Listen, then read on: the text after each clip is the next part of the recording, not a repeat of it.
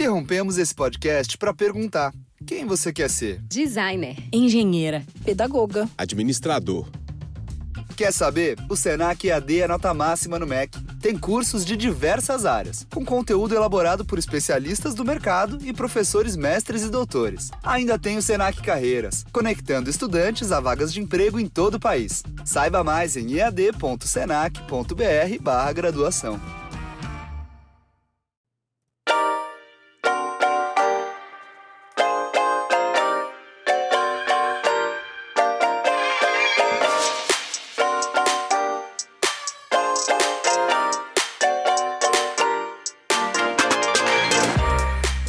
Welcome to the RuPaul's Drag Race Recap Show for All-Star Season 9, Episode 7, titled Meeting in the Ladies' Room.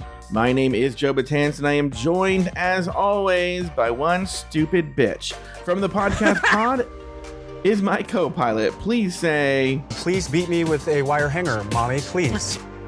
To Mr. Taylor, the Latte Boy. Hello, Taylor. Hello, Joseph. How are you, you bitch? Slap! The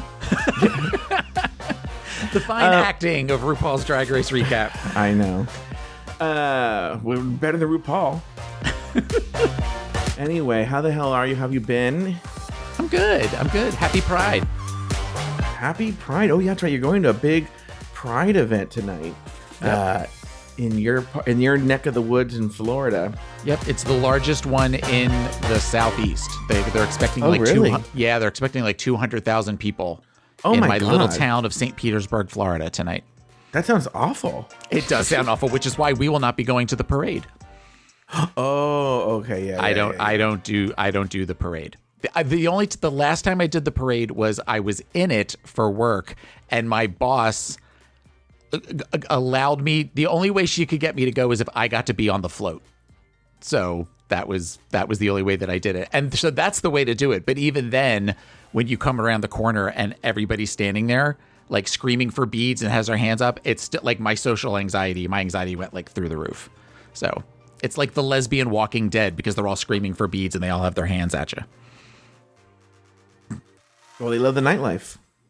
They do love to boogie. Yeah. Anyway, in the disco round. Wait, how does she say it? Round. Anyway, if you like, again, that sparkling banter, you're going to want to go over to patreon.com/afterthoughtmedia, join the executive tier level and above. Actually, it was a really good episode today. We talked about gay pride. Yeah, we talked about gay pride events and things that we've been to and whatnot. Actually, it was a very good conversation, actually. It wasn't the usual awkward side. People don't know that if you're not on Patreon, a lot of times it's just silence between me and Taylor. We just sit there. And, just the occasional like clearing of the throats. Oh, you hear paper shuffling and my printer printing things and stuff like that. That's usually what it is. But Taylor, I actually have some exciting news. I have a couple of pieces of exciting news. Okay. One, I teased this last week that there'd be a big announcement today. Okay? You did. I remember that now. Yes. Yes. And here's the big announcement. Okay. I'm going to tease it a little bit. Is a year ago, internally on Discord, we did a weighted poll on all the different shows at Afterthought to see what was the most popular show at Afterthought. Okay. Okay. And it was a weighted poll for a reason. I had some expectations, but I really wanted to see what the least popular shows were to see what I could cancel. You know, we had too many shows at the time. Okay. And what I learned was something surprising. I fully expected Drag Race Recap to be number one and then the shows to go down. My memory doesn't serve me right. But if I'm not mistaken, Drag Race Recap we had to wait for all the polling to end, was in a dead heat with another show that we have called The Tea. Oh, damn it. I was going to guess. Well, you would have guessed The Tea. It's so popular. Right, because The Tea is my favorite Afterthought show. And I'm on this one. yeah. And so The Tea with myself, Lori Roggenkamp, and Jay Ellis is far and away it won the poll. And it was the favorite show. More than Drag Race, but Drag Race Recap was close. Don't get me wrong. Very close. And I think it lost by like a vote, you know. But the T is the most popular show on Afterthought. And what I've done, and I've worked with my ad agency, not my dad agency, my ad agency, and different people. There was things to do and people to check with and whatnot. But I'm telling you right now, the work is done, Taylor. The work is done. The T, it's official, is now on a public feed. You can go and listen. Yes, you can go. All the episodes are there.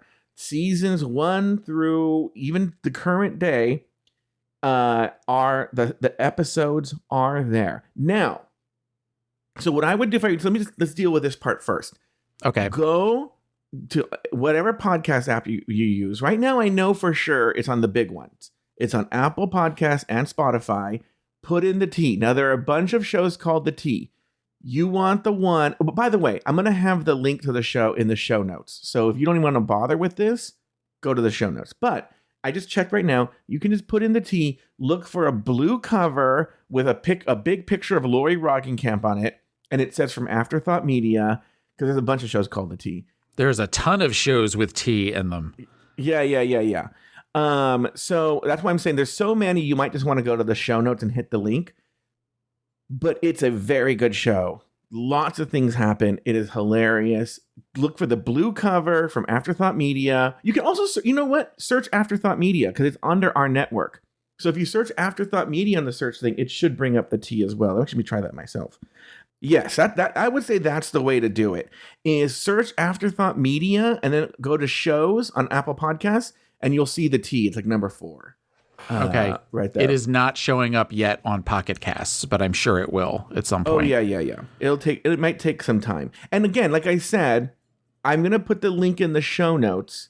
And if you use another app and it hasn't gotten there yet, you can go to the show notes, click the link, and it'll take you, and then you can add it to your podcast. So that's the big. Now, Patreon people might be like, what the fuck? Like, I've been paying for the show. So now I have an extra surprise. You think it's done. I don't know if you know this, Taylor. So people should know, because people who aren't on Patreon should know. The T only runs for the first 6 months of the year. Right. Okay. It runs from January through June. And then from July through November, there's a different show called The Best of Today. That takes over. Right. So Jay's only on the show from January to June. Jay Ellis and Lori have agreed. We are going to do an additional bonus season that comes in July of the T. It's going to only be on the public feed, and it's going to be private more feed. Episodes. No, the public feed. Oh, so the Patreon's going to get extra episodes of the T, but it's going to only be on the public feed. We have to boost the numbers of the public feed. So there's a special bonus season that everyone's going to get. Patreon people, public feed people, but Jay, there's going to be more T. Okay. After June. So we're actually taping the season finale tomorrow. And then a couple of weeks later, the bonus season comes out. Okay. And that's going to help promote the T. So anyway, guys, go check it out. Go check out the T. Oh, and there's going to be promos that promote this. I didn't put any of the bonus episodes because then that fucks up the feed. Right. So if you love the T, if you're a Patreon supporter, you already get the bonus episodes in a special folder. It's free. You don't have to, well, free, you pay for it, Patreon, but like it's part of your subscription. But if you don't want to do Patreon and subscribe, you can pay a one-time fee at Patreon. I haven't decided how much yet. And you can get those bonus episodes, but there'll be promos that promote that. Okay, there's that exciting news. The other exciting news is I finally dealt with this issue, and my show that I think I mentioned it last week is finally going to launch on TikTok. The first video is made. I already know what I'm doing for the other ones. I learned how to edit it, learned how to do everything. Got everything I need. From Sloppy to Poppy is hitting my TikTok and Instagram feed at Joe Betance at both. JoeBetance.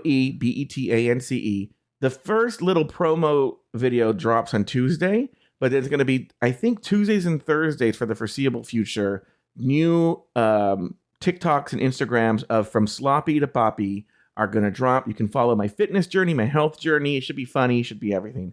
So follow me at Instagram and on TikTok at Joe Betance, and you'll get new episodes of From Sloppy to Poppy. The first one drops on Tuesday. I cannot wait. Taylor. I know. I can. In the first video, because I had one of those like TikTok mics, but I didn't want to hold it. So inexplicably, I'm wearing an apron because I wanted something to hold the microphone, but now I look like a cobbler. I don't know. Anyway, this week the girls moved from fruit from a bowl to a basket using only their legs. And for the Max, Taylor's going to do the same thing tonight. And for the Maxi Challenge, they acted a scene with RuPaul. In the end, Nina West and Angeria Paris Van Michaels were named the top 2 All-Stars of the week. After a lip-sync battle for their charities, Angeria won the money for her charity and the right to give one of the girls the snip. After some deliberation, she ultimately decided on Gottmik, Taylor the Latte Boy. What did you think of that lip sync? Did the right 2 queens get chosen? And did the right queen get the snip? Give me all your thoughts here. I do not think that the right queens were chosen.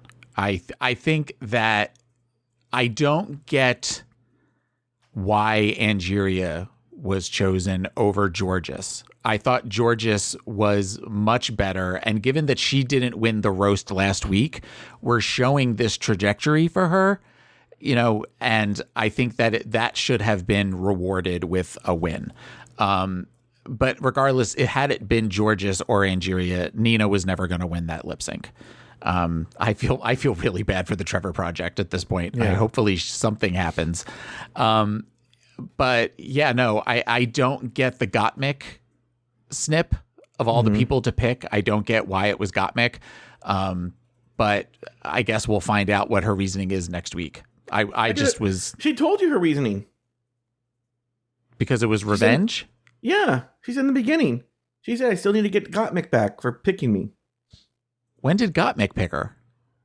When she got chosen the second time, when she got pissed, it was Roxy and Gottmik won together. No, Roxy and Vanjie won together. Oh. Yeah, that's what I'm saying, is it doesn't make any sense at all. Yeah, because she even said, I need to get back at Gottmik. Could it be for the whole thing with, you said that I'm in an alliance with Chanel? Oh, maybe. I don't know. I guess you're right. I guess we'll find out next week. Yeah, it just was a weird choice. When she walked directly over to Roxy, that was funny. I'm glad to see that kind of cut the tension between the two of them. Mm-hmm. Like, just because, the beginning of the episode, there was definitely some tension there, but I don't understand why she didn't give it to Plastique. Well, she did say, oh no, that was Nina. Because Nina did say at one point, I might use my immunity as leverage, but yeah, I don't know. I guess we'll find out next week. It's a good point. Look, what did you think? Okay, the lip sync. It was fine. Why they didn't choose Meeting in the Ladies' Room for the song, since they've done it before, and you might go, well, that's why they didn't do it, because they've done it before. They've repeated songs. Right, and Lover Girl was Candy Ho versus Mrs. Kasha Davis. So they've already done Lover Girl? Yeah, they did it in season 7. So, because it's the song that sent Mrs. Kasha Davis home. Oh, so then why not do Meeting in the... I mean, that's...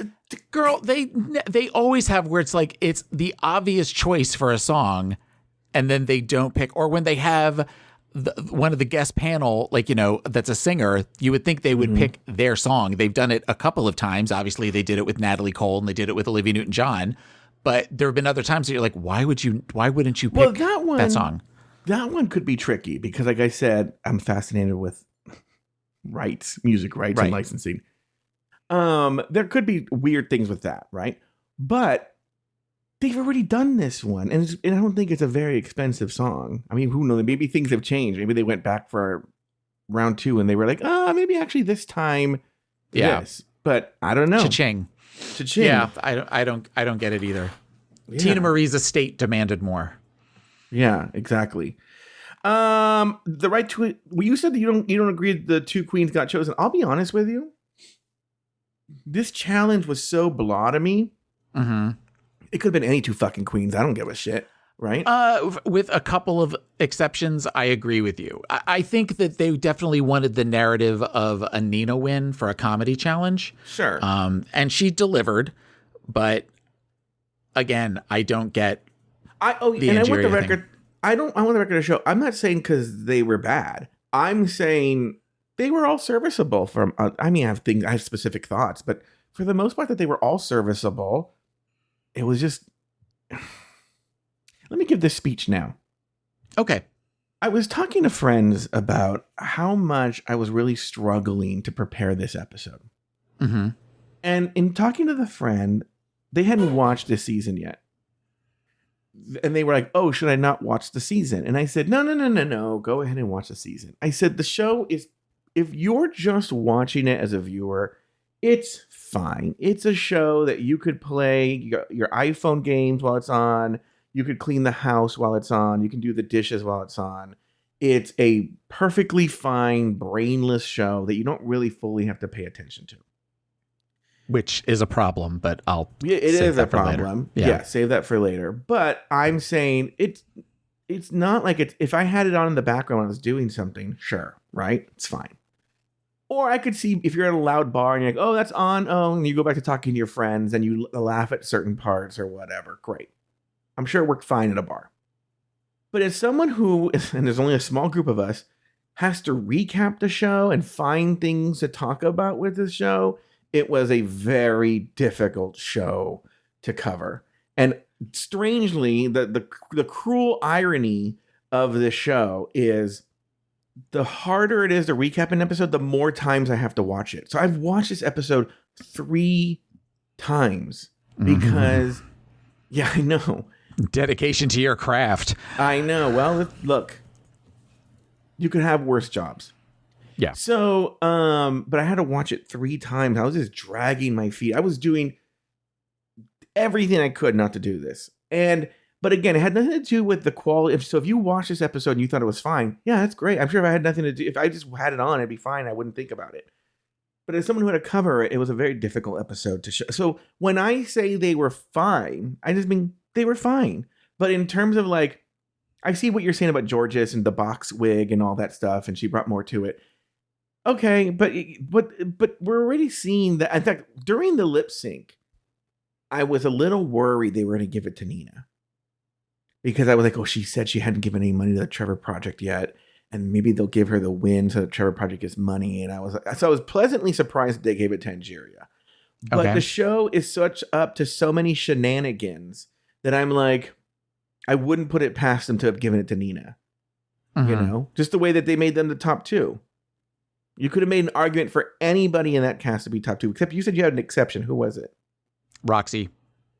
I thought Roxy was bad. Yeah, Roxy and Vanjie I thought were the 2 worst of all of them. Well, I have a whole speech on Vanjie too that we'll get to. That we're gonna need to use. Okay, people don't know this. I saved this speech for later because Taylor wrote a book. It's called "The Cracked Mirror Has Two Faces: The Miss Vanjie Story," and so he's going to be particularly an expert in this. Okay. And by Taylor Latte Boy DDS. Mm-hmm. So we'll get to that when we get to the Miss Vanjie part because I have some psychological questions about her. Can I comment on what you just said? Sure. I think that you saying that it's a show that you can play on your phone or clean to or something like that, and I said it's a problem, that kind of speaks to this season. You know, in years past, I have feverishly took notes while I was watching the show for us to talk about. And this year, it's very like there are times that I sort of forget I have to actually pay attention because I do the show with you. Mm-hmm. I asked for us to start 15 minutes late because I had to watch the pit stop to remember what happened on this episode that I watched last night. Who was the guest on the pit stop? I sat through a half an hour of Candy Muse. Oh, God. To be able to watch, to remember what happened on the show. What did they have to say about this Roxy thing at the beginning, which we're going to talk about now? Well, you know what? Remember after the break to talk about what they said about that Roxy moment. I'm very curious to hear what they said. But on that note, why don't we take a break? When we come back, we're actually going to dive right into the episode. We'll be back right after this.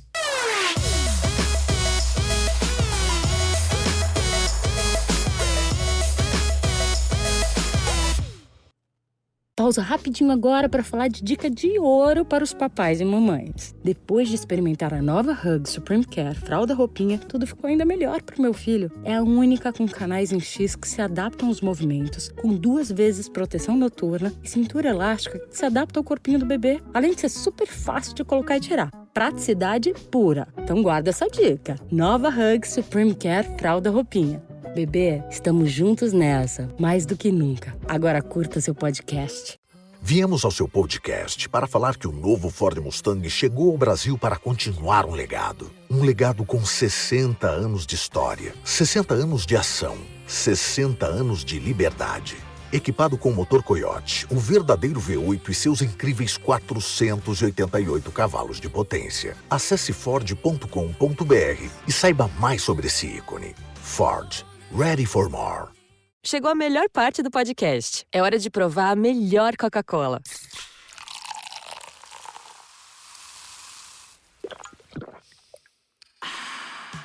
A Coca-Cola sem açúcar. O sabor irresistível da Coca-Cola, sem açúcar e igualmente refrescante. Coca-Cola sem açúcar. A melhor escolha.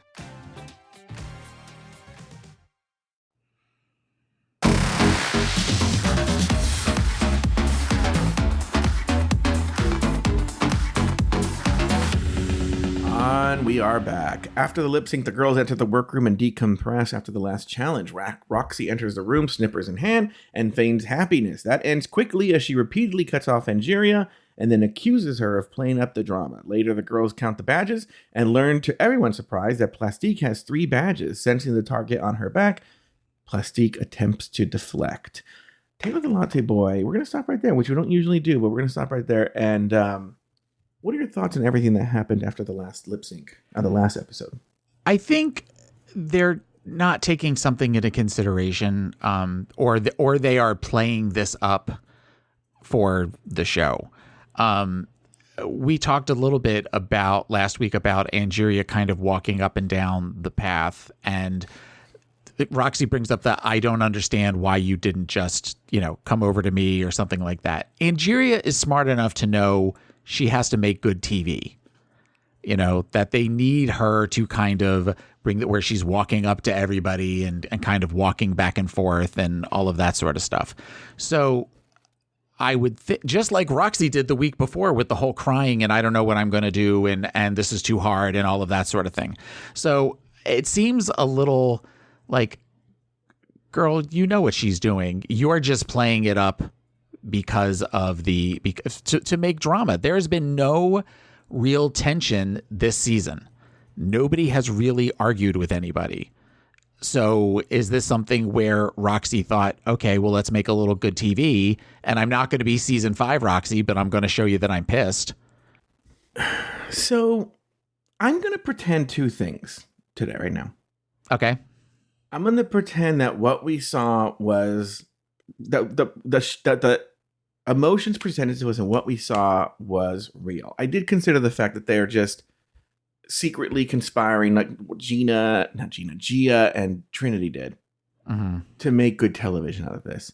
But we'll pretend for the sake of this show that this is reality presented. Okay. Okay.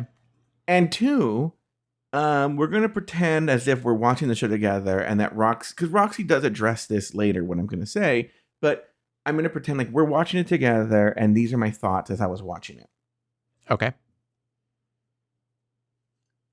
There's a part where where Roxy is like, girl, now I know what kind of game you're playing and you just did all this stuff and you played it for the drama and I pulled my hair out. People don't know I'm bald right now. Taylor is talking to a bald person. I pulled all my hair out because I was like, bitch, did you see yourself 1 episode ago? 1 episode ago?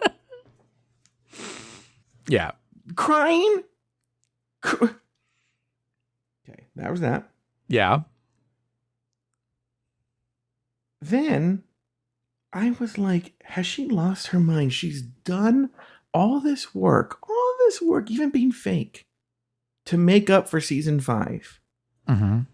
And it was a brief flash, but we saw season 5 cunty Roxy again come out. Yeah. with I'm fine. And Jeter's like, but I'm fine. I said I'm fine. Mm-hmm. Right? And you're like, oh, there she is. I got to get that Chad Michaels quote and pull it. I keep saying it every fucking week. There she is. Same old Mimi. Same old Roxy. I thought she turned over a new leaf, but showing her ass. Welcome to the Hunger Games, bitches. May the odds be ever in your favor. Yeah, may the odds be ever in your favor. Ever in your favor. And this, I want to bring up a really quick point, actually, because I'm going to go to a big topic that we're going to talk about. Okay. There's a part later. We're going to come back to Roxy, but there's a big thing I want to tell you specifically about. Nina says at one point, because she's sad that she didn't, win or whatever. She's like, well, it's just when it's something you're good at. Bitch, you said when George has made you last that you're not good at roasting. So why are you saying now that you're good at it? And by the way, we saw you roast and it wasn't good. Yeah. She should have done like Gottmik and copied somebody. I told Taylor I didn't want Ruta Lee to come on today. But I do have a clip of Ruta Lee from last week. Okay. And I'm only going to have her one time, Taylor. One time. This is it. Okay. All right. Here's the clip from last week. It was an outtake they didn't play. Gottmik is here. Gottmik is so trans. Oh, God. She's so trans, she transcribed Nikki Glazer's jokes.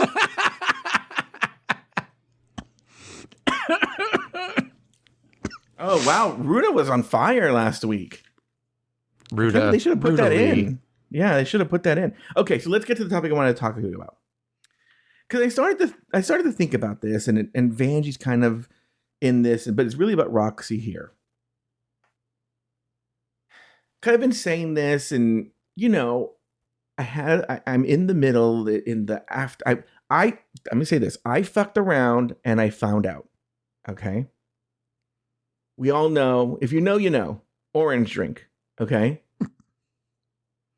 And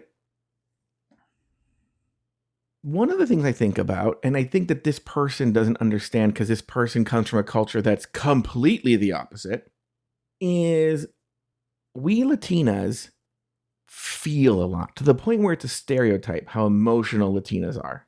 Okay. Oh, I'm familiar. That's why I wanted to because as both an outsider yet someone who is married to a Latino, I wanted to get your perspective because obviously as Latino, I know I feel things everything's either really hot or really cold. There's no real middle ground. I have trouble controlling my emotions. And I know a lot of Latinos. I have relatives. We're all like this, and so I wanted to get your perspective as a mental health professional, but also someone who's married to Latino. And it doesn't always mean anger. It could mean crying. It could be happiness. It could be we just feel things more. And what do you think that is, Taylor, someone who's married to one and a mental health professional? You're talking more sociology than psychology there. I think that you said it beautifully when you said it's a cultural thing. I mean, I think that it's just my husband has times in which when he is sad, he can be very sad. When he is angry, he gets very angry. I've noticed that my husband almost seems empathic in that he takes on whatever emotion I'm feeling and amplifies it. This happened a couple of weeks ago where I was really upset about something and all of a sudden he was like 10 times more upset than I about something that was affecting me. Yeah. And I think it's just a cultural that goes down from generation to generation. Yeah, because, it's so funny that you say that because, my friend Mercedes is Latina. Mm-hmm. I didn't even think about the part you just said. And I have not told her about the falling out. Not because I think she would necessarily take my side. She wouldn't. But she's the kind of person, speaking of empath, who, even though she didn't side with me, would feel my pain, my sadness, my anger, whatever, more than I do, and would, even if she thought the person was right, sort of like cut them out as my friend. Does that make sense? Yes. Like, your enemy is my enemy kind of thing. And even though this person's not my enemy, but I just haven't told her because I know there's, it's funny because my cousin, another Latina, we were talking about a bunch of Latinos here. Everyone in this story is Latino. Mm-hmm. My cousin asked me about a different cousin's wife. And she said, "Oh, I noticed I don't think you like her very much." And I said, I actually do like her. I think she's perfectly fine. But years ago, we're talking decades, my cousin and the wife, dated. They were high school sweethearts. And they broke up briefly in college. And I didn't think she was very nice to him. Mm-hmm.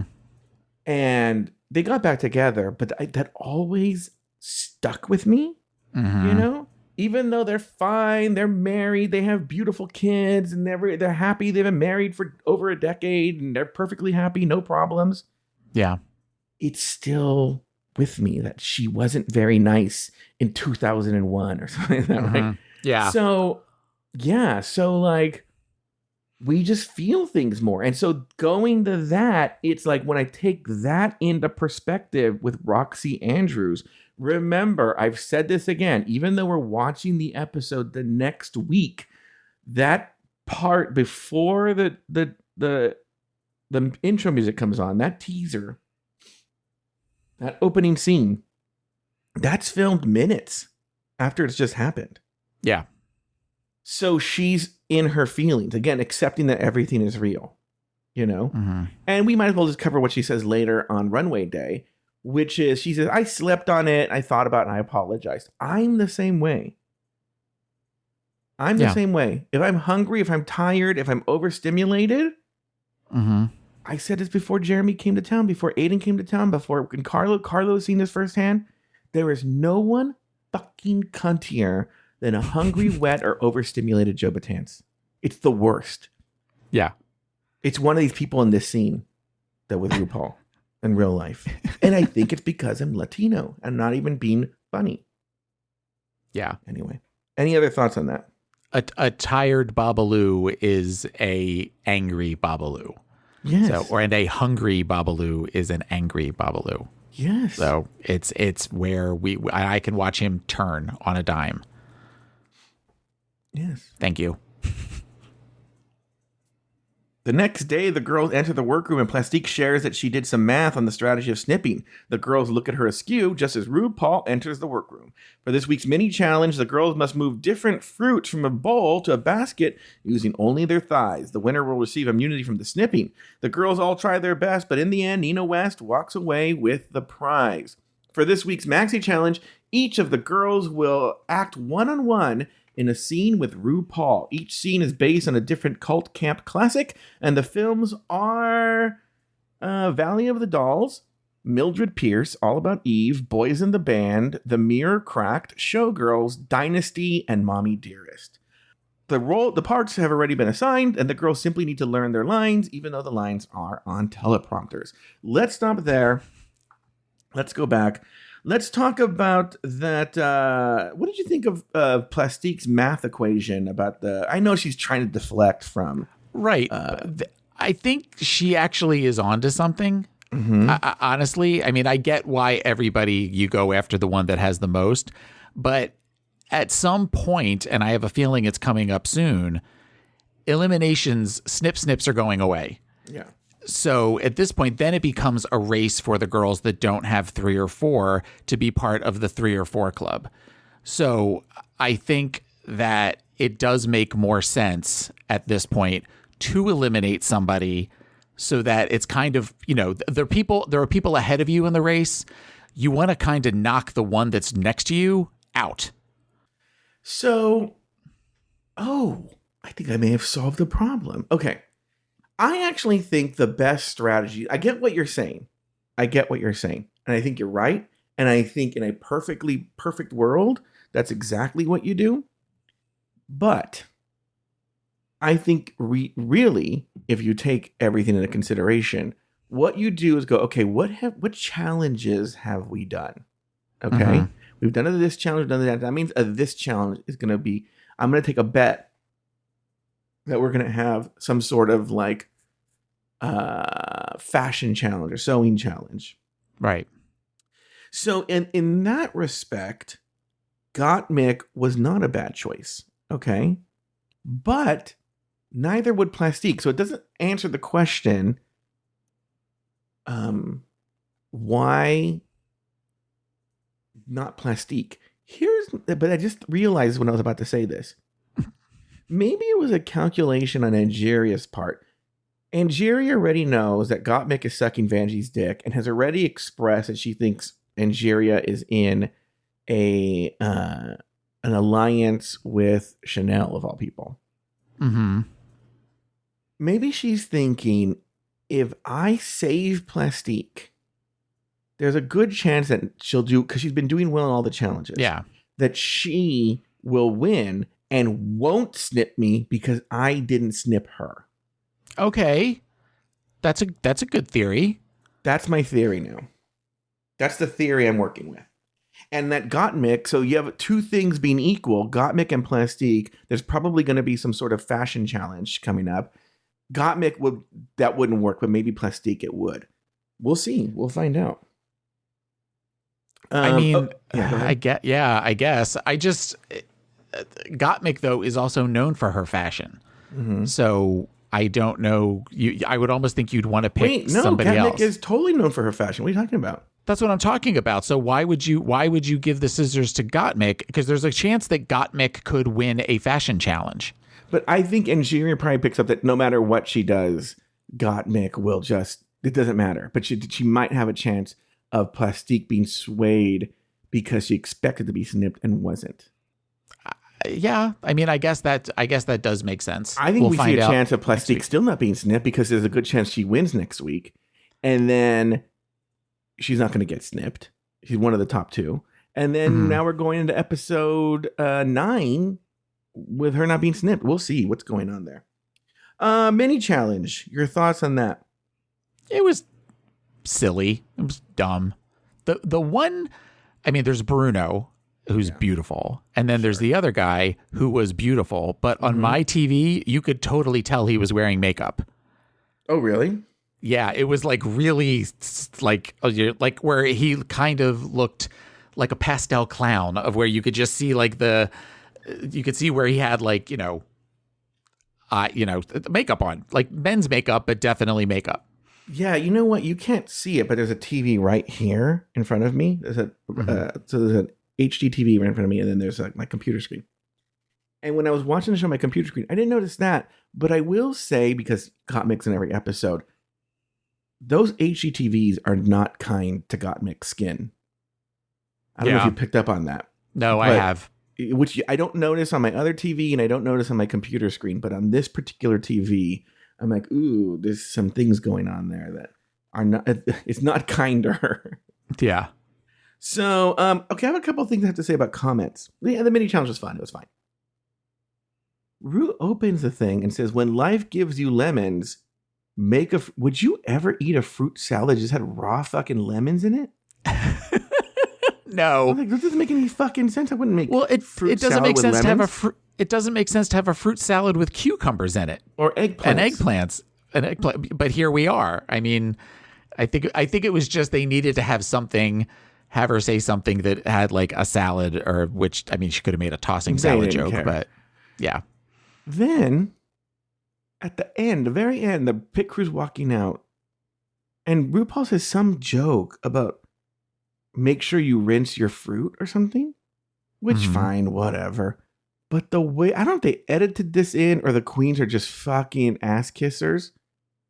The way these queens were laughing at that stupid, not funny joke, I was like, what? It was like Plastique was literally dying. She was like, and I'm like, it wasn't even like mid. No. It was not funny. Like, make sure and rinse your fruit. Who knows where it's been? And the way Plastique was dying at that joke, part of me thinks even she wouldn't be that fake. That they were laughing at one of the girls walking down with the fruit or something like that. Yeah. Or laughing at the fucking stain in Nina's pants. Because that joke was not funny. And the way they cut it in, it was awful. Okay. No. In the workroom, Angeria wonders if she cut the right person for this challenge. Meanwhile, the girls all kiki about the roles they received, and later Gottmik discusses the emotional struggles she had from the last episode, and shows off her "Boys Don't Cry" tattoo. Here are the assignments that the girls got. Roxy Andrews got Dynasty. Chanel got Mommy Dearest. Nina got Valley of the Dolls. Georges got Boys in the Band. Vanjie got Showgirls. Plastique got All About Eve. Angeria got Mildred Pierce. And Gottmik got The Mirror Cracked. Moving on. On the soundstage, each of the girls films their individual scenes with RuPaul. Georges needs to slow down. Chanel struggles with the pressure. Plastique has to find the joke. Roxy giggles. Nina and Gottmik make Ru laugh. Angeria glares at RuPaul in the theater way, and Vanjie learns she's a stripper and not a dancer. It's runway day, and the girls get ready for the main stage. Chanel worries that RuPaul didn't laugh during their scene. Gottmik has processed her emotions and now has a newfound desire for success. Plastique has yet to be snipped, and finally, Roxy revealed that she got some sleep, realized she was wrong, and apologized to Angie for her behavior. Let's go back. Let's discuss it piece by piece. Now let's talk about that workroom. Did you have any thoughts there? I think I don't get why, if they're doing camp movies, I mean, I do get and I don't get why Dynasty was one of them. Just because it's a TV show and not a movie, I get that the scene that they were trying to focus on was the scene where Alexis Carrington meets Dominique Devereaux for the first time. But I feel like there are so many other camp classics out there that they could have picked from that it just kind of was just an odd selection, especially when you hear all of the movies that they're talking about.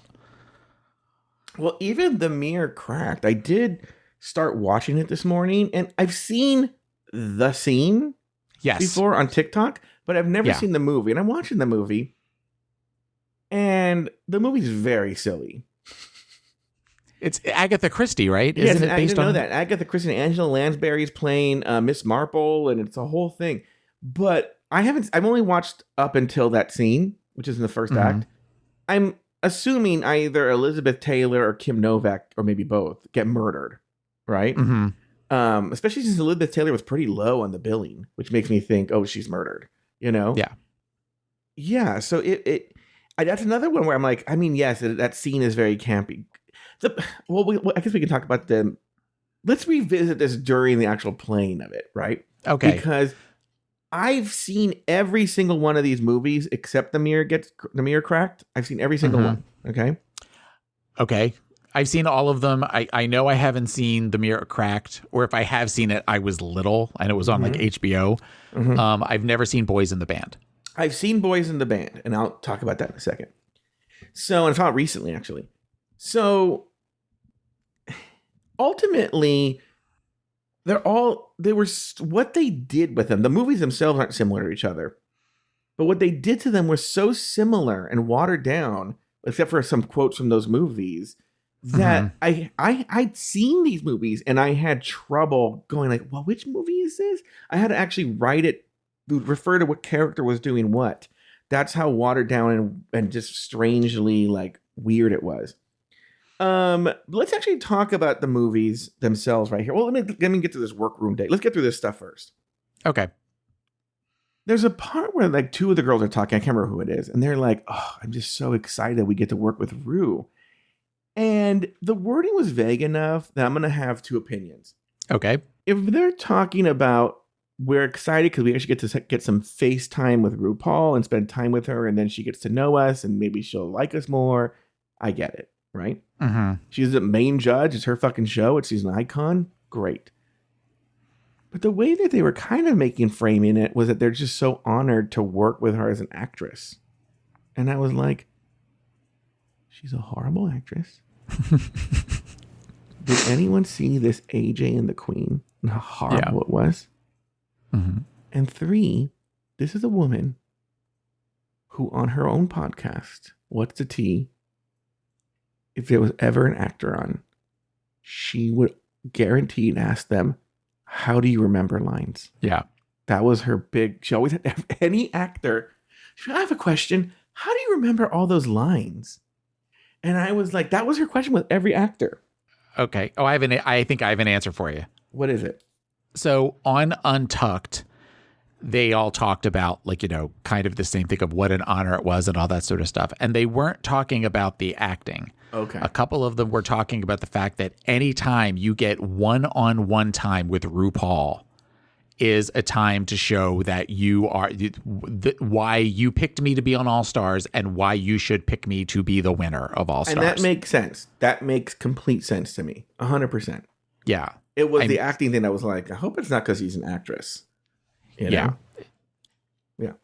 Also, and this is true for you, but it's clear that Georges has no idea about Boys in the Band and what it is or anything. She's like, I don't know, somebody's high and stuff like that. And what's funny is the way I figured out they were doing Boys in the Band in that one was yes, in retrospect, I was like, oh, okay, they're doing Boys in the Band. But when RuPaul's giving her direction, she goes, no, I want you to say it slower, because that character, and I can't remember who the actor is, kind of famous actually, who's playing the role that Georges had. One of the things about Boys in the Band is it's such a caricature of gay people in the 60s or whatever. Mm-hmm. And so this guy's doing clearly an effete gay character. And he talks real slow in this kind of voice. And it's supposed to be cunty.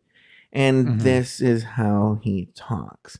And I think this is what RuPaul was trying to get out of Georges. Okay. I don't know why she just didn't say that, but yes. So, okay. And then filming day. Did you have any thoughts on filming day? I liked the fact that they only showed us little tiny clips. That's the thing that I really don't like with these acting challenges with the green screen behind them, is that they show the entire making of a show or their skit, so that when we are watching it on the main stage, we've already heard all the jokes, we've already seen all of the pratfalls, we've already seen that kind of stuff. This was, I feel like it was just a little bit to show you kind of how everybody was doing, and then they went right into the next day. That is the way I would love to see the show continue with the other seasons. Like, leave us wanting to know how people did. Well, again, going back for advocating for 1 hour episodes, when they did have that 1 hour episode, the first half of the season was 1 hour. That is what you would have seen. They had it. They only were limited now because the actual presentation of the whole thing was so long. They had to cut somewhere, so they cut there, and it paid off. You're like, oh, great, it wasn't that long. Yeah. And then runway day. Any big thoughts on runway day? You mean before the runway? Yeah, they call it, because in elimination, they call it runway day now. I guess it just sort of speaks to, you and I are, I am of an age, and you, of course, are, 24, but you're well versed in, gay history. I talked to you, I've done the show with you for years, so I know what it's like to be in your mid to late 40s. Yes. Right. It's a multi-generational podcast that we do. And I was surprised how many of the girls didn't really seem to know, kind of like what you're talking about with Georges and Boys in the Band. It felt like some of the girls had no idea what these movies were. Like, I think Vanjie didn't really know what Showgirls was. You could be right, actually. So, and that's a movie that she was alive for. She was probably 3 or 4 when it came out, but still, that's one that you're sort of like, that just makes me feel old. But also, I mean, this is where it's bad on Vanjie. There are certain movies that are referenced so much on the fucking show that if you haven't watched it and you've gone on the show, I'm not saying that you have to watch it as a gay person. That's up to you. But if you're going to go on the show and you want to be a contestant who has the homework done, you need to have seen Mommy Dearest, and you need to have seen Showgirls and Dynasty, at least a couple episodes. Right. I think those 3 are, maybe I'm missing a couple here and there, but if you were an All-Stars 1, Hunger Games, but but those 3 are the big ones that you would need, at least those 3. I'm sure there's 1 or 2 that I'm missing, but Paris is Burning, Yes. But there are a few, but it's 5 or less, Yeah. But yeah. I am going to disagree with you on one thing. Yeah, you said it's your choice whether or not you watch these movies. I feel as though it is a responsibility of every gay man to watch Paris is Burning. I think that it is possibly one of the best documentaries ever made, and it is something that I think, just from a history standpoint, every gay person, at the least every gay person, should watch Paris is Burning. But I think everybody should watch it. Noted. Thank you. Angeria says at one point on Runway Day, they're talking about the decision who gets the snip. She goes, "It's not an easy decision." Isn't it though? Yeah. Like, you have all this time to think, well, if I win this, who would I snip? You know, because the people never change. No one's eliminated. So right. There's no like, well, that person's gone now, so I can't do that. No, it's like, you have so much time to think about who you're going to snip. You have the whole day once you see the performances. Yeah. So like, you go to your hotel room at night, you got nothing to do. Yes. When you're in Untucked, waiting to go back on stage, you're like, well, I know how I did, I know how they did. There's a good chance I might win. Who am I going to snip? Like, you have time. It's not like you're like, what? It's not like they said you're the winner, and then RuPaul goes, oh, and by the way, now you have to do this thing. They know what's coming. Right. So, all right. So this is where we get to the Vanjie talk. There's something up with her. And it's something I've noticed, but it was really evident this episode. There's two things. One, I've noticed this from the beginning. All her confessionals now feel like she's trying to make a meme. It feels very work that puss. It feels very, there's always time for a cocktail. It feels, other people who in their confessionals, you can tell, oh, wait, what's her name? The Ms. Cracker was like this too. Where they're always they're using the confessionals. They want to be a meme. And so they're trying to do things to make a meme. What do you think is behind that with Vanjie? Why is she doing this? Well, I mean, one, I hadn't really thought of it that way, but now that you're saying that, it's a lot of looking at the camera. It's a lot of just sort of little shrugs. It's a lot of where we're responding to things without words, because it's easy to make that into a GIF/GIF, whichever one you want to say. GIF. A GIF. So, I mean, what is she gonna do after this? I don't know. I'm gonna go and then go to Kakalaka. What is Kakalaka? Right. I mean, this is. Do you really think that if she doesn't win this one, they're going to bring Vanjie back for another All Stars? No, because she's not even making particularly good television. Like, she's doing fine in the challenges, but she hasn't done anything particularly interesting in the challenge, and I'll tell you why. This is what my second part is, and it's leading from the first part. So I've seen things on Reddit. Sometimes these posts will come up about what queens are rude or whatever. And she's always on the list as a queen who's kind of rude or a bitch or whatever. And I actually think, take the whole Miss Vanjie thing, I saw her at Drag Can the year of Miss Vanjie, so season 10, and she was signing things, but she didn't look happy. I think she's a very sad, angry, depressed person. And I think it was very evident this episode. This is a complete mask. That she's a very unhappy, dark person. I don't mean because she's Puerto Rican. I don't even know she's Puerto Rican. I just think she's a dark soul. Like, I don't think she's a happy person. And as the person who wrote this book, the mirror cracked has two faces, or whatever it's called. Sorry. The Miss Vanjie story by Taylor. Just look for me on Amazon. The book is listed there. What are your thoughts here? What's your take? I think that there are a lot of the girls that aren't necessarily happy. I think that drag is a way to hide. And it is, if we can hide by distracting and making the people around us laugh, then people aren't necessarily focused on behind the makeup. I mean, comedy is another example of this.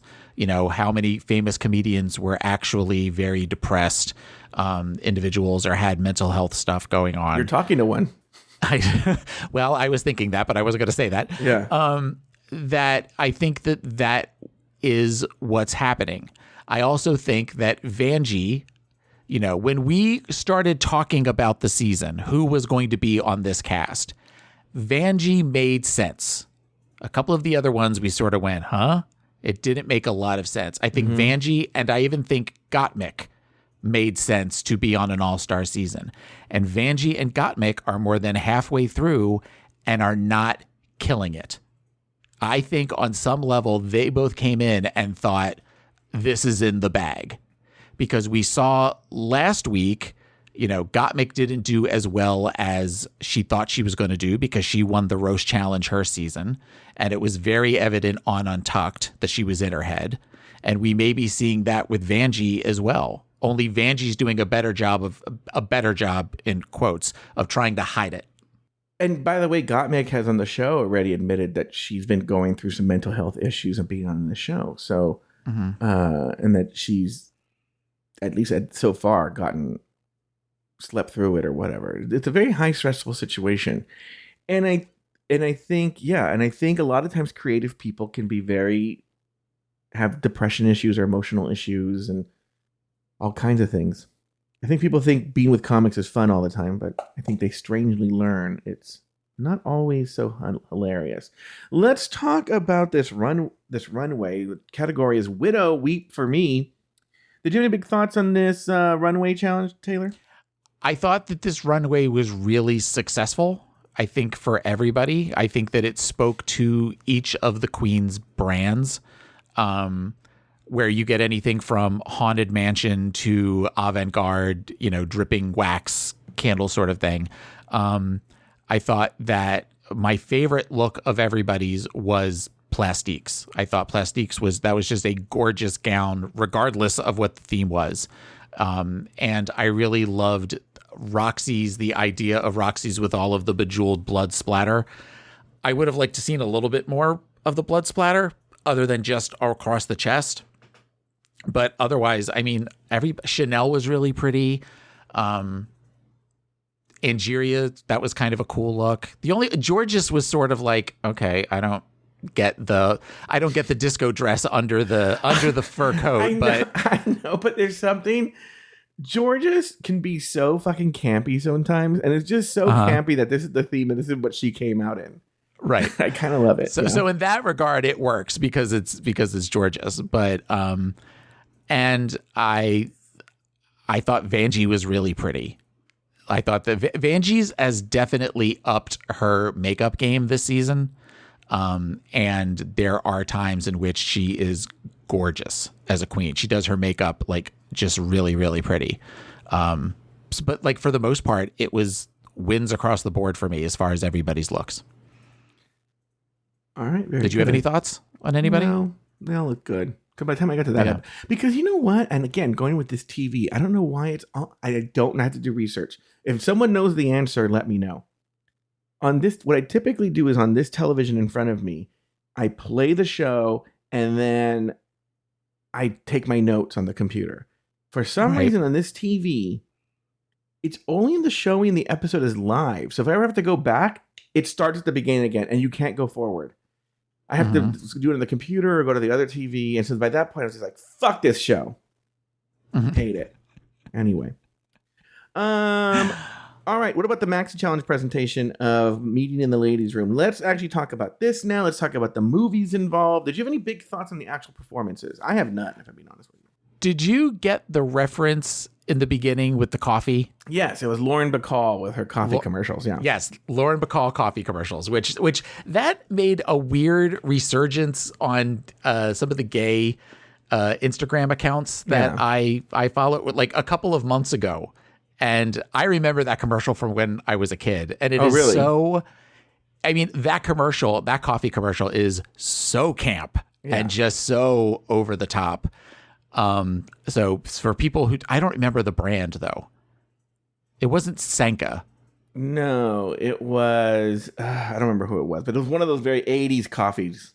Right. I don't even think the coffee brand is around anymore. But if you type in Lauren Bacall coffee commercial, you'll see what I'm talking about. And you'll see the references that Rue was pulling from. I guess as far as the actual performances go, with the exception of Nina, I thought Nina was good, but Nina was being that campy queen that she kind of bills herself to be in that. I loved the dress she had on too. The dress was really, really pretty. But again, I'm going to stick with Georges. I thought Georges had the most to do as far as the physicality goes, and she was being funny. Like she was giving everything. So the only reason I think that maybe she didn't get it was because Rue had to give her direction a couple of times, whereas with Angeria, it seemed like she didn't have to do that, or it wasn't as much kikiing as it seems like she did with Angeria and like Gottmik, where they were laughing in between shots and that sort of thing. Also, I'm sorry, I don't mean to. No, okay. Go ahead. Also, the teleprompters. Yes. There has to be a way they could have arranged those teleprompters to where the two characters were actually looking at each other. Mm-hmm. It was bad. It was really bad. I mean, I have a feeling you're going to talk about RuPaul, on a couple of different levels, but I don't understand why they couldn't have done something to where it was, it was down the hall, that the girls walked in after they finished their scene, where they made it big enough where they were standing looking at Rue, but it was right there to where it looked more like they were looking at her versus off camera, off stage. I don't know the mechanics of it because, SNL is the same way. SNL, they don't look at each other. They're just looking at the cue cards. Right. And I think SNL is because they're live. And so they don't have that luxury. I think the reality is what you do is you film the scene twice. And I don't think RuPaul wanted to do that. So you have the teleprompter where RuPaul would be standing. Maybe she stands behind the teleprompter. And then you do the same thing with RuPaul, same thing. And I think they just didn't want to do that. Time is money. We'll just do it like this. No one cares. And ultimately, I think they're probably right. Yeah. The only thing I didn't like about it was Michelle thought this was hilarious, if maybe. But this plastique thing holding her mouth and her mouth all fucked. I didn't think that was funny. I don't know. No, I didn't think that was funny either. Do you want to have anything to say about these movies? Like, do you have anything to say? So Dynasty you thought was a weird choice. Mommy Dearest is a very obvious choice. I mean, come on. And I think that, Chanel was not good at all. Chanel, I forgot about that she almost didn't seem to get the reference. Yeah, and also, how are you messing up I am not one of your OnlyFans line when it's on a teleprompter in front of you? She didn't memorize the line. Well, maybe she was trying to look at Rue and maybe. I said this a week or two ago. I'll say it again. I think she's given up. She's seen the writing on the wall. She's given up. Yeah. Yeah. Valley of the Dolls. Have you seen? Do you like? What's your story? I've only seen Valley of the Dolls once. I saw it in a theater where Hedda Lettuce was showing it, and it was a sing-along. To see Valley of the Dolls. Yeah, because I think you're supposed to sing the theme song. The one song, and I think there's and I mean, I definitely get where it's a camp classic. I get where it's over the top. But I don't really. I know that scene in the bathroom, but I also feel like she used part of that scene in a different scene. That's what I'm saying. With another queen. I'm telling you, some of them also have to run together. And then they did the Neely O'Hara thing later. For the young gays listening, I don't know that much about Dynasty. I never watched it. I've seen a couple of episodes, but that's it. Mommy Dearest. I feel badly because when Jeremy was visiting, we watched it. And, I don't know if you agree, but I feel Mommy Dearest is fantastic. It's great. Don't get me wrong. But there's a certain point in the movie where it lags really badly. Like right after the girl grows up. Right. And then up until almost the end, Like there's a part where it just drags really slowly. So when I watched it with Jeremy, I was like, can we just skip past this part? And I just did it. I don't think he was very happy about that. I think he wanted to watch the rest of it. I don't think he understood. Yeah. I know it's my fault. My bad. Probably why he doesn't talk to me anymore. Okay. Yeah, that's the only reason. Yes, that's it. We figured it out. We cracked the code. I had nothing else but everything else I did. Valley of the Dolls we talked about. Boys in the Band you haven't seen. Okay, first of all, my experience, Valley of the Dolls I've seen. I haven't seen it in a long time. I own it because, again, Taylor knows I talked about this. By the way, Clue is on sale right now for $4.99 on iTunes. But okay. Yeah. I go every week and I look at what's $4.99 on iTunes and I buy it if it's good. And Valley of the Dolls was it one time and I bought it. And I have not watched it since I bought it. Boys in the Band, I just finally broke down and I watched like a year ago because I was like, okay, there's supposed to be some important gay movie. Let me watch it. I think it was on Criterion Collection. It's fine. It's definitely a relic. It's, it's the first, I think it's actually the first, you can look it up. It might be the first movie that they made after the Hays Code was sort of dissolved. And I think it has like the first, there's something weird about it. Maybe like the first curse word, or they couldn't have covered this in the Hays Code. There's something weird about it, right? But it's definitely a relic. And it's definitely trying to appease to it was based on a play, but it's definitely like, oh, all gay people are depressed and sad and wanting to kill themselves. But it's interesting as like a history piece. The Mirror Cracked, I have not seen yet. I saw the first act. It's on Amazon Prime right now streaming. So if you have Amazon Prime, you can watch it for free there. Which movie? I'm sorry. I was trying to find the Mirror. Oh, it is on Netflix? No, on Prime. Oh, on Prime. Sorry. Yeah. And I'm streaming it right now. Yeah, if you have Amazon Prime, it's streaming right now. Okay. Showgirls, I've only seen it once or twice though, and that was at least 10 years ago. So I'm not as familiar with Showgirls. I'm not on the Showgirls bandwagon. Like, I think, yes, I get it. It's a shitty movie, blah, blah, blah, blah. I don't know where you are on this, Taylor. No, it's a shitty movie. Okay. Dynasty we discussed. Mildred Pierce we didn't discuss. Mildred Pierce, I remember when I was in my 20s, I had a roommate at the time who was a couple years older than me. And he called me into the living room one time and he said, sit down. And I said, okay. And he said, we're going to watch an important movie. And I sort of went, okay. And he was very much he loved stuff like this. So I'm like, all right, I'll entertain this, just kind of hanging out with my roommate and everything. I was riveted through the entire movie. I was just like, that was a great, and the scene with the check is obviously the most famous scene in Mildred Pierce. So I was glad to see them reference that. So that one I got. There are a couple of movies. I'm going to name, one is on this list, Mildred Pierce, and there's another one I'll talk about in a second, my connection to it, that I didn't know this is early, and I was probably in my early 30s.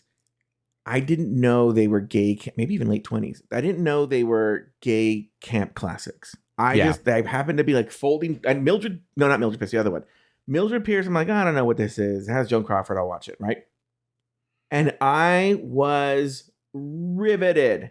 I was like, oh, and I was like, oh my God. And you know what? No, the next one too I'm going to talk about. So the one that's not on this list, I only watched it because my friend Chris, his mom, was in the movie I'm going to say, and was. I knew you were going to say this movie, and was nominated for an Academy Award for it. I'm like, you know what? I knew her already by that point, but I didn't. She was like, she after she got married, she stopped acting, and so I'm like, I'll watch this movie with Grandma Susie in it, right? Oh my God. The 1950s Douglas Sirk version of Imitation of Life is such a gay camp classic. I remember I called Chris and I said, gay people would love this movie. And he was like, I hate to break it to you. Like, yes, if you have not seen Imitation of Life, but there's two versions. One with Claudette Colbert. Don't watch that one. I mean, maybe it's good, but the one I'm talking about that's gay is Douglas Sirk, 1950s, Imitation of Life. So fucking good. It's an amazing movie. It's an amazing movie. It's an amazing movie. It's so funny because I think Grandma Susie's kind of scared of me. I saw her a couple of weeks ago. And she was like, hi, Joe. And I went, oh, Grandma Susie, I'm obsessed with you. And she just looked at me like, well, when you come flying at her with your Imitation of Life poster and a Sharpie, that might have been a little much for the old woman to have to handle. And then let's talk about All About Eve. All About Eve was another one for me, but I already kind of knew that one already was kind of a gay classic, but I didn't know how much. All About Eve, if I told you The plot? If I told you what it feels like, you might, if you haven't seen it, you might think, this sounds boring. Mm-mm. It is so fucking good. It is so fucking good. All About Eve is about Betty Davis is a Broadway actress who's on the older side, but I think she's only like 45 or something, or 40 or Right. something. And she's probably like 33 or something like, you know. But she's an older actress, and this young ingenue becomes her assistant, but the assistant is essentially like a stalker who wants to take over, right? Yeah. I'm trying to find a simple way to explain it. Yeah. But it's written like a play, sounds like a play, but it is fucking great. It is so fucking good.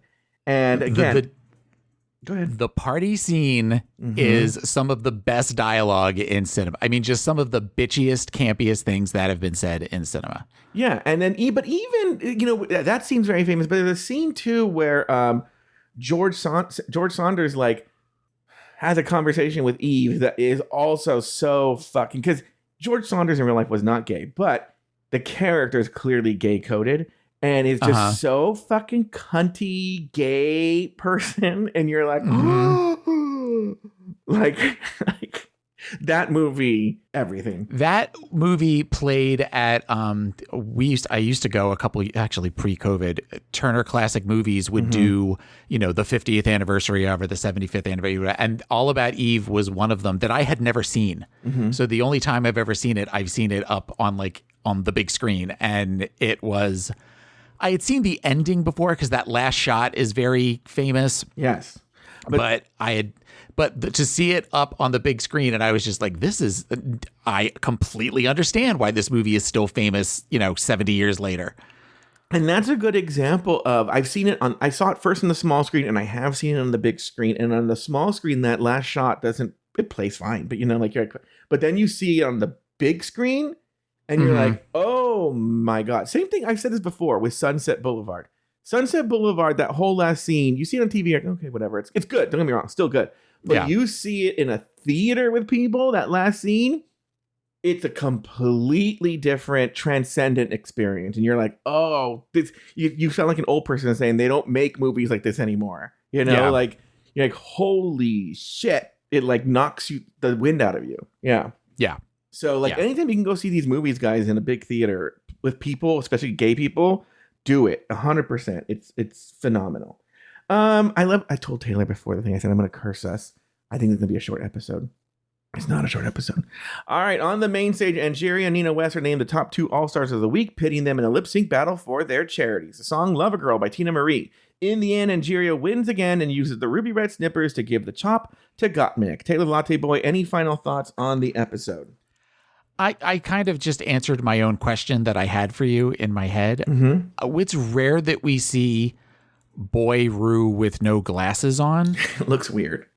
And it looks weird. And I kind of was like, why wouldn't she have worn her glasses? But I guess because of the slapping, so that the glasses didn't go flying off. Yeah. Wow, that's the only reason I her glass eye flew out. What is that from? I don't know. I don't know what the fuck but you know what? It's something I know. It's something I've seen, and I can't remember what it is. The whole time you're right. I was racking my brain going, where have I seen the glass eye fall out somewhere? It is from something. I can't remember what it was. And I know that there is that, you know, online skit of where the guy slaps everybody at the party, which was the thing at the end where she was slapping all of like the stage hands and the cameramen and stuff, where there's a guy that slaps his kid at a party and somebody walks up to him and says, you know, you can't slap your kid. And then they slap that person and people keep walking up to him. And then he just kind of is walking around just slapping people. The cops show up and he slaps all the cops. And yeah, there is a scene like that, but it's not Airplane. It seems like one of those Airplane type movies. Well, no, there is a scene in Airplane where they slap, but everybody stands in line to slap the one woman who's having a breakdown. Is the glass eye scene from Kill Bill Volume 2? No, because she pulled out her real eye. She pulled out Daryl Hannah's real eye because she had lost the one eye, and then she pulled out her real eye when they were fighting. Oh, okay. Spoiler alert to a movie that's 20 years old. I only have a couple of stray thoughts. One, RuPaul telling Chanel all of a sudden out of the blue, I didn't feel you connect with me in the scene. I'm like, oh, really, bitch? You didn't? First of all, RuPaul didn't even fucking notice. A producer said Chanel's in her feelings because you didn't laugh at her jokes. Let's just get this out in the open. Two, I think Colton Haynes was busy that day and they had AI make a person because he was so fucking wooden. I can't believe he's an actor. Was he that wooden on Teen Wolf? I never saw Teen Wolf. He was on Arrow. How was he on wasn't that? necessarily. He was eye candy. You didn't really pay attention to his acting. You paid attention to his pretty blue eyes and when he would take off a shirt. But look, listen to this. I pulled it for clip 0, but this is an example of how wooden he is. Please beat me with a wire hanger, mommy, please. And he said everything like that. That wasn't like him doing like a funny, I'm talking like that joke. That's how he spoke the entire time. So, anyway. Any other final thoughts, Taylor? Have you said everything you need to say? No, I think we've said everything we need to say. Oh, boy, did we. All right, well, that's going to do it for this week's episode of RuPaul's Drag Race Recap. Be sure to join us next week and every week as we continue to discuss, dissect, and deconstruct each brand new episode of RuPaul's Drag Race All-Star Season 9. So, for Taylor the Latte Boy and myself, sashay away until next week.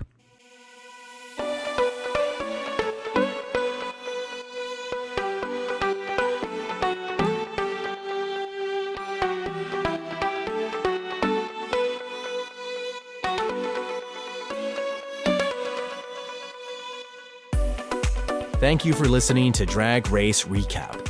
Have something to say? Leave us a voicemail at speakpipe.com/afterthoughtmedia. You can also email us at dragracerecap@afterthought.media. For more Drag Race and LGBTQ content, support us over at patreon.com/afterthoughtmedia. This podcast was produced by Sabrina Vadabancourt. Taylor the Latte Boy has another podcast. It's called Pod Is My Co-Pilot. You can find it wherever you get your podcasts. You can also follow Taylor on Instagram at PIMCTaylor. Follow Joe Batance on Instagram at Joe Batance. Special thanks to these expensive tier Patreon supporters.